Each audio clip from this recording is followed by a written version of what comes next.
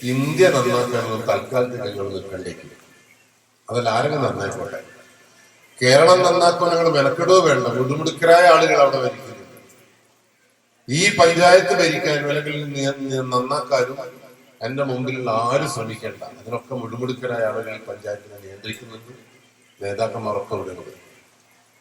ഈ നിമിഷം മുതൽ നിങ്ങളുടെ വീട് സുരക്ഷിതമാണ് എന്ന് ഉറപ്പിക്കുവാൻ കഴിയുന്ന ഒരു മനുഷ്യനായിട്ട് നിങ്ങൾക്ക് മാറാൻ കഴിഞ്ഞാൽ മാത്രമേ ഇനിയത്തെ കാലത്ത് രക്ഷയുള്ളൂ.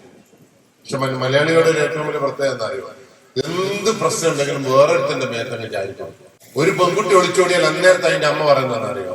അങ്ങനെ ഓളം ഓടൂല്ല, മറ്റോ കൂടോത്രാറ്റം ചെയ്തു കൊണ്ടുപോയതാണ്.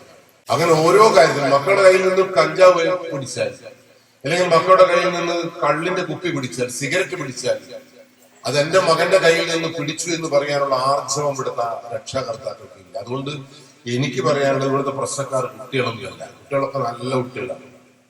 ആ കുട്ടിയെ നിയന്ത്രിക്കാൻ കഴിയാത്ത, കുട്ടിയുടെ മനസ്സറിയാൻ കഴിയാത്ത രക്ഷാകർത്താക്കളാണ് ഈ നാടിന്റെ ശാപം.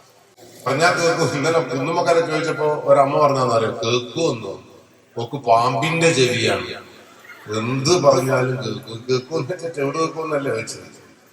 മക്കൾക്ക് അനുസരണശീലം ഉണ്ടോ എന്ന് വെച്ചത്. രാവിലെ 6 മണിക്ക് എഴുന്നേൽക്കുന്ന പറയുമ്പോൾ മക്കൾ 6 മണിക്ക് എഴുന്നേൽക്കുന്നുണ്ടോ?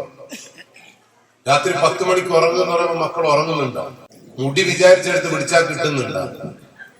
ട്രൗസർ ഉടുക്കേണ്ടടുത്ത് തന്നെയാണ് വീട്ടിൽ ഉടുക്കുന്നത്. എന്നിട്ട് നിങ്ങൾ പറയാണ് ഞാൻ അമ്മ, ഇത് അച്ഛൻ, അത് കുട്ടികൾ.